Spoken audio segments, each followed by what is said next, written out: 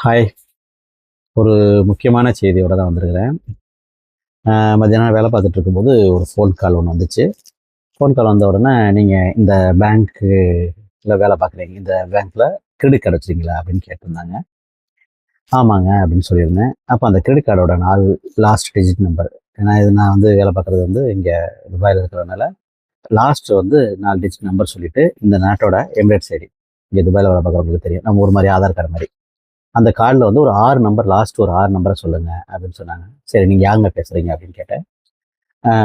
பேரையும் சொன்னாங்க, ஃபோன் நம்பரை வச்சுட்டு, எந்த ஒரு பேங்க்குமே வந்து ஐடியோட கார்டு நம்பரையோ இல்லை லாஸ்ட் 4 டிஜிட் நம்பரையோ எதையுமே கேட்க மாட்டாங்க. எனக்கு ஒரு டவுட்டு.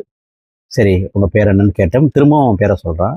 நான் சொன்னேன், ஒன்றும் பிரச்சனை இல்லைப்பா, இன்னும் ஒரு 5 நிமிஷம் என்கிட்ட பேசிட்டு உனக்கு சிஐடிட்டு வந்து கால் வரும் அப்படின்னு சொல்லி அடுத்த செகண்ட் ஆகலைங்க, டக்குன்னு கட் பண்ணி கெட்ட வார்த்தை சொல்லி திட்ட ஆரம்பிச்சிட்டான்.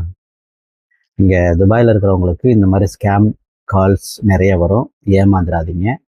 அப்படி அந்த மாதிரி ஏன்னா நிறைய அலாட்டட் மெசேஜு துபாயிலிருந்து எல்லாரும் இன்ஃபார்ம் பண்ணிட்டாங்க. பேங்க்லேருந்து போலீஸ்லேருந்து எல்லாருமே இன்ஃபார்ம் பண்ணிட்டாங்க. அதனால யாரும் ஏமாந்துடாதீங்க. மேக்சிமம் இந்த மாதிரி நம்பர்லாம் கேட்டாலோ பின் நம்பர் கேட்டாலோ எதையும் கொடுக்காதீங்க.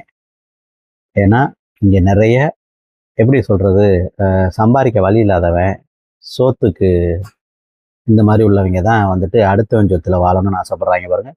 அவங்க தான் இந்த மாதிரிலாம் யூஸ் பண்ணுறாங்க. கண்டிப்பாக இந்த வீடியோவை உங்கள் ஃப்ரெண்ட்ஸுகளுக்கு ஷேர் பண்ணுங்கள்.